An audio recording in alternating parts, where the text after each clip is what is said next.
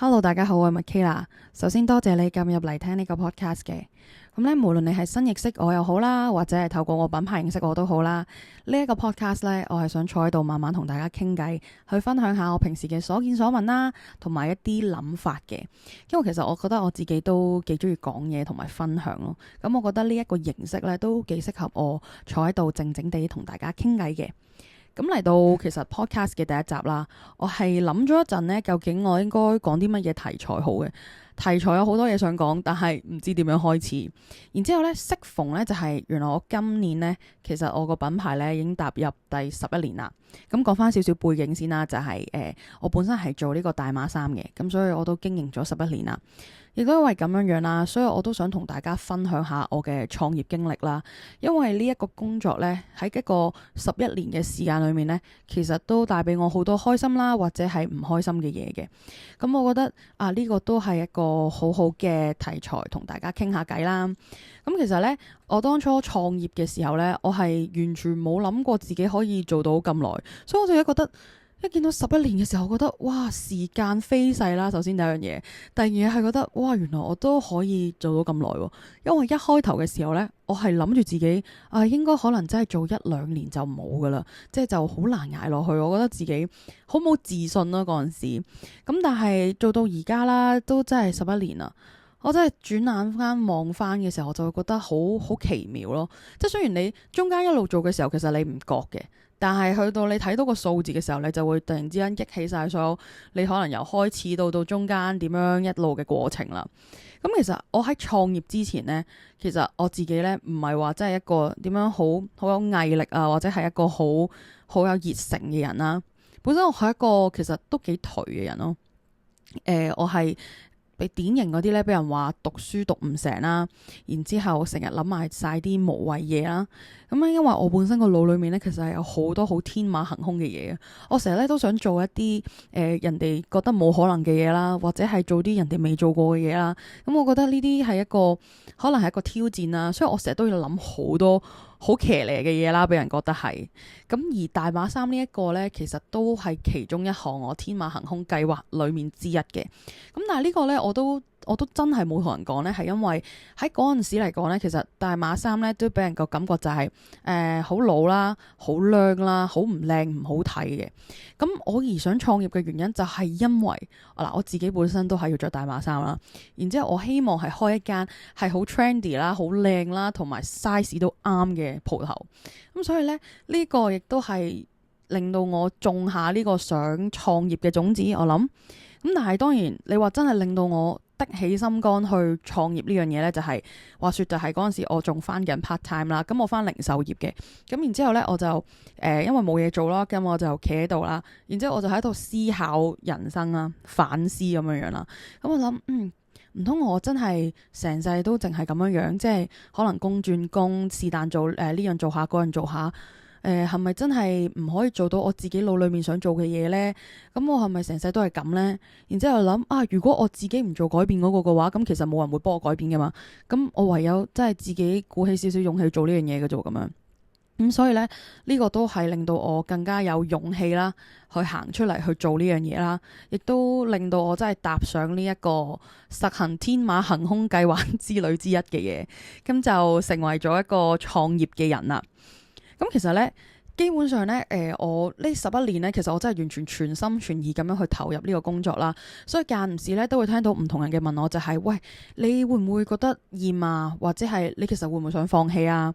你會唔會有啲咩心得可以同我哋分享啊？咁樣樣。咁首先你問我會唔會厭呢？我自己覺得呢，其實即係我覺得好感恩呢。其實我真係冇乜厭過嘅。咁要講呢，就係因為創業嘅初期啦，其實我係冇呢個資金去請咁多人去做嘢，或者係點樣樣啦。咁所以其實好多嘢呢，我自己都係一手一腳自己去學，自己去砌咁樣樣嘅。咁所以呢，其實我而家嘅技能呢，係我冇一個專業嘅資格，但係好多嘢我都識啲咁樣樣啦。咁即係我學識自己整網站啊、拍片啊、剪片啊、影相咁樣樣啦。咁其實同埋我覺得好彩嘅係呢，生活呢個時代就係我覺得 YouTube 係一個好發達嘅嘢啦。就係我嗰時啱啱開始啦，咁我唔識得執相或者拍片啊嘛，咁我就上 YouTube 去學。點樣how to 唔知點點點 how to 點點點乜嘢 tutorial 乜嘢 tutorial， 我就咁樣打咯。咁然之後咧，我就係慢慢所有嘢咧，其實我都係喺 YouTube 學噶啦。所以 YouTube 對我嚟講咧，佢係我一個 online 嘅老師啊。咁我所有嘅拍片嘅嘢咧，其實我係冇出去學過嘅，我全部都係靠上網學啦，同埋自己去摸索咁樣樣啦，咁樣先至去做到而家要做嘅嘢嘅。咁另外咧就係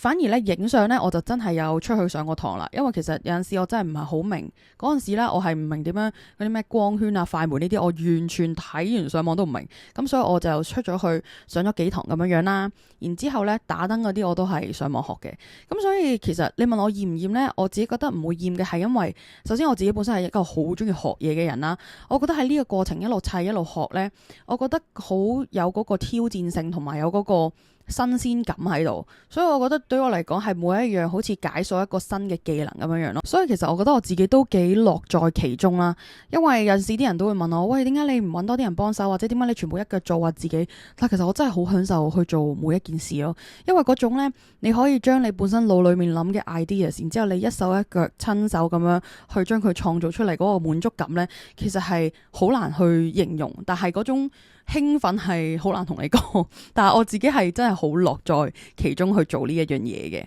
除咗要學識剪片、拍片呢啲之外啦，咁其實呢，我自己一個嘅時候都要學識點樣去整網站啊，或者係點樣去宣傳你啲 product 啦。咁我嗰陣時啱啱開始嘅時候，因為我未識整網站呢，我就係用 IG 嘅。咁嗰時就係嗰啲 IG shop 啦。然之後呢，我好深刻印象記得就係我用嘅 hashtag 呢，用 HK plus size 啦。我想講係冇人用咯，係得我一個用啦。然之後我覺得可能呢啲人會覺得，喂，冇人用，得你一個用咪幾好咯。跟住之後我就諗，唉。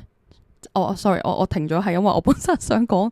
PK 啦，咁樣就話 PK 啦，哇，冇人用，咁即係其實有冇呢個市場需要，係咪真係冇人要買衫啊？咁樣樣啦，嗰陣時其實有少少 panic 嘅，我會覺得，係咪真係做緊一啲好天馬行空啊？即係俾人話我係冇用啊，或者可能啲諗法騎呢啊，係真係實現咗咁樣啦。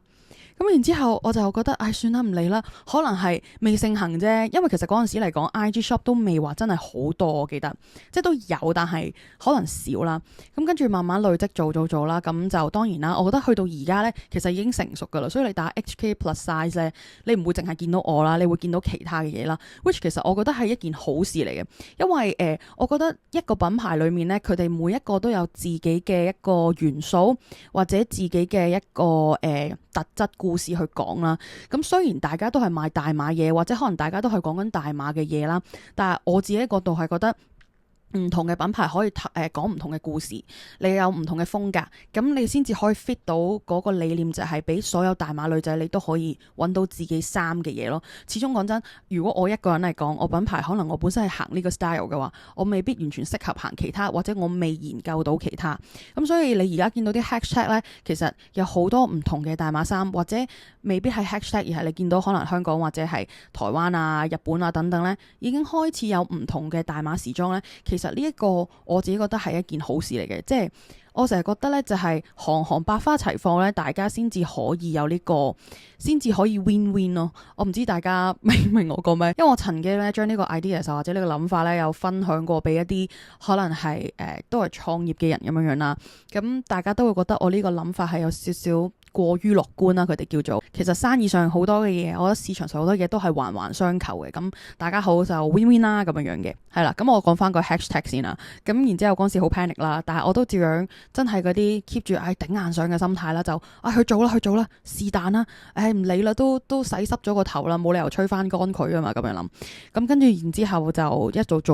到而家咁樣樣啦。咁由開鋪頭啦，本身其實真係冇人識嘅。然之後咧，慢慢咧就係有一次咧，真係好彩就係有個信報嘅訪問啦，然之後就訪問我關於大碼衫嘅嘢啦。係因為嗰個訪問之後開始咧，就陸續好多唔同其他嘅媒體咧去揾我，咁就令到我鋪頭啦個知名度咧係極速上升咁樣樣，跟住然之後咧就開始接觸到好多唔同嘅客人啦，咁就有好多人真係上嚟買衫，就一路做到而家咁樣樣啦。咁其實我自己覺得都好感恩，就係因為其實我遇到嘅大部分客人咧都好好啦，同埋大家咧係即係成日請我食嘢啦，成日請我飲嘢啦，又同我傾偈，然之後咧最好似係大家會 share 下最近邊度玩啊，邊度有正嘢啊，或者買啲乜嘢抵啊咁樣樣，係即係有一個關係就好似朋友與朋友之間咁樣樣啦。咁就我記得咧，啱啱開始有門市嘅時候咧，其實我覺得係好深刻嘅，就係咧有個女仔入嚟買衫啦。跟住咧，其實佢係一個好斯文啦，同埋好怕怕醜醜咁樣嘅女仔啦。咁佢淨係簡單同我講話，要試呢幾件咁樣樣，就入咗試身室啦。咁咧，喺佢試完第一套嘅時候啦，咁佢就突然之間好快咁樣，咁樣就開咗個簾啦，跟住就同我講，點解可以咁好睇啊？你究竟做咗啲乜嘢咁樣樣啦？佢就超激動啦。跟住咧，因為我本身嗰個見到佢嘅時候，佢係冇乜點樣講嘢啊嘛。跟住佢突然之間咁激動咧，我哋就望咗大家，我哋就望咗3-4秒，靜咗3-4秒啦。然之後我哋就突然之間爆笑咁樣樣啦，跟住就再傾開偈啦。咁樣佢先至同我講就話，之前咧其實有一啲試衫唔開心嘅經歷啦，因為啲人可能用啲唔友善嘅眼光或者態度啦去對佢，變咗咧其實佢唔係好敢去試衫。咁當然因為佢可能睇到報道或者可能其他朋友介紹，我都唔記得咗，咁就上咗嚟啦。咁就試衫啦，咁佢就冇諗到咧，原來啲衫佢可以咁 fit 咯，即係唔係話淨係得個 size 啱為止咁樣樣啦，所以佢就點解會咁開心咁激動咧？就係因為呢個原因啦。咁即係其實咧，我覺得同啲客人嘅互動咧都好特別，好神奇。因為其實我自己覺得我自己嗱，雖然我好多嘢講，但係其實我係一個都幾慢熱嘅人嚟嘅咯。即係咧，好多客熟咗或者好多身邊嘅朋友熟咗之後咧，同我講嘅第一句都係話，其實我一開頭咧，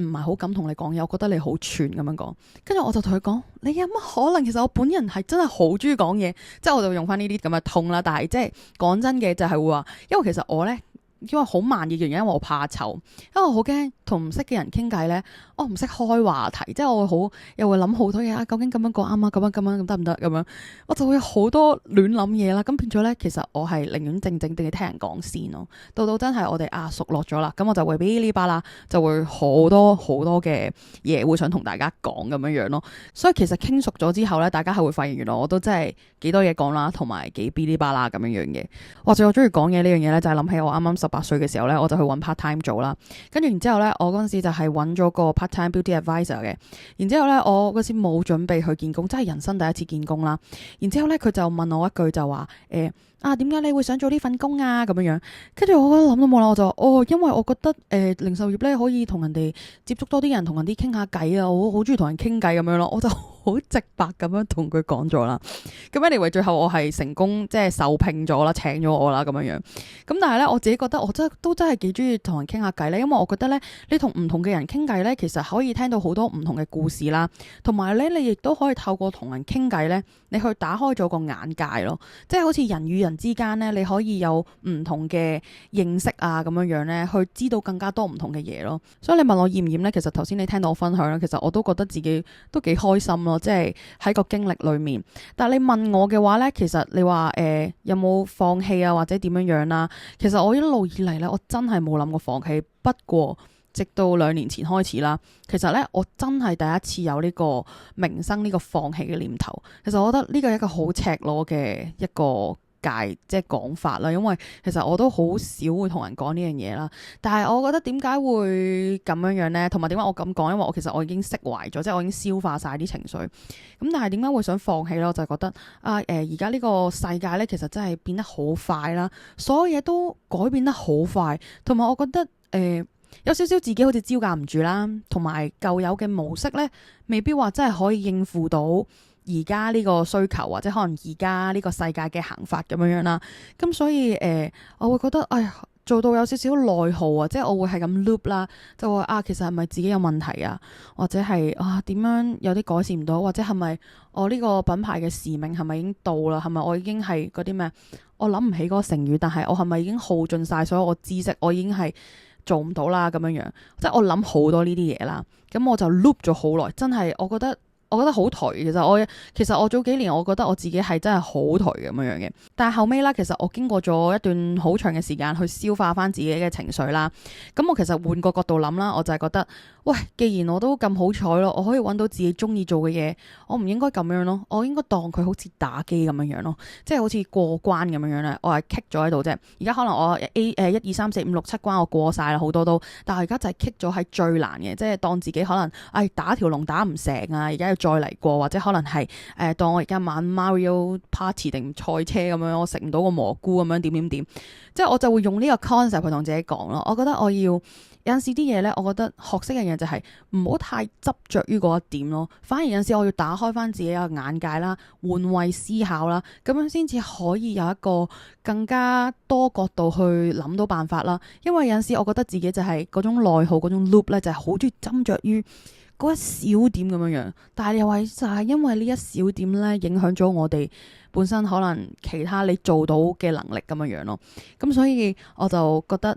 我當自己好似打機咁，而家棘咗喺度啫。咁打機即係咩意思呢？除咗係玩之外啦，即係代表呢樣嘢係控制我手度，即係話大環境究竟係點，我控制唔到，但係我可以自己控制到我自己做到嘅嘢，能力範圍嘅嘢。咁所以都係咁樣樣啦，我就覺得好似豁然開朗啦。我就覺得OK，咁我可以再有動力啲啦，就想將所有嘢再分拆，自己再組織下咁樣樣呢。咁所以我就覺得而家我就會覺得我可以諗到點樣去做得更加好啦，或者係點樣去消化嘅情緒啦。當然好現實層面嚟講，其實創業呢，其實一定係講金錢或者係嚟講點樣賺錢噶啦。冇錯，其實我覺得賺錢都係一個目標咯。但係我覺得要點樣秉承住呢個理念啦，你點樣去堅持你自己嘅諗法呢？其實呢個先至係可以行到長遠嘅路線咁樣樣咯。所以我會覺得雖然我冇啲乜嘢可能大智慧啊，或者我點樣可以一日賺幾多，一日星期賺幾多，我就冇呢啲咁樣嘅 ideas 或者可能呢啲心得去 share 啦。但係我覺得如果即係你有心去建立呢樣嘢嘅話，咁你可以真係堅持自己嘅理念啦，同埋相信自己做嘅嘢咯。所以慢慢地，我覺得我而家都唔係真係好似賣衫，當然我都係賣衫，但係即係除咗賣衫之外啦，其實我已經係變咗好似創造咗一個安全嘅地方啦，可能俾好似同我一樣經歷嘅女仔，例如買唔到衫啊，或者可能甚至乎有身形焦慮啊、資訊問題咁樣，我覺得好似一個創造一個小小嘅 platform 俾大家呢，可能可以喺度好安全咁樣去 share 自己嘅嘢啊，可能分享下穿搭啊，或者傾下啲日常無聊嘢啊咁樣樣，即係變咗係一個好安全開心嘅地方俾大家去做自己咁樣樣咯。同時間我自己覺得呢個都係一個我自己可以創作嘅地方，因為我其實有陣時有啲諗法啦，或者 ideas 咧，都好想透過自己嘅平台去講呢樣嘢嘅，所以我自己覺得都好開心可以係做到呢一樣嘢咯。咁今集呢就嚟到尾聲啦，而每一集嘅結尾呢，其實我都會想同大家分享一首歌嘅，因為音樂對於我嚟講呢，其實影響都好深遠，而我每一次經歷唔同嘅嘢呢，都會有唔同嘅歌曲陪住我啦，咁所以呢，想透過呢最後嘅幾分鐘呢，去同大家分享嘅。而因為今日呢，我講嘅呢就係關於我創業嘅經歷啦，咁所以我想分享一首喺創業期間陪住我嘅歌，咁呢個就係Wake Me Up by Avicii 嘅。咁其實呢首歌呢，係喺我頭嗰幾年嘅時候呢，係好陪到我，因為中間有句歌詞呢，佢就係講 They tell me I'm too young to understand, They tell me I caught up in a dream， 好似係咁樣嘅。跟住呢一句呢，其實好中我啦，好有共鳴啦，因為當初開始嘅時候呢，係真係好多人會俾唔同嘅閒言閒語我啦，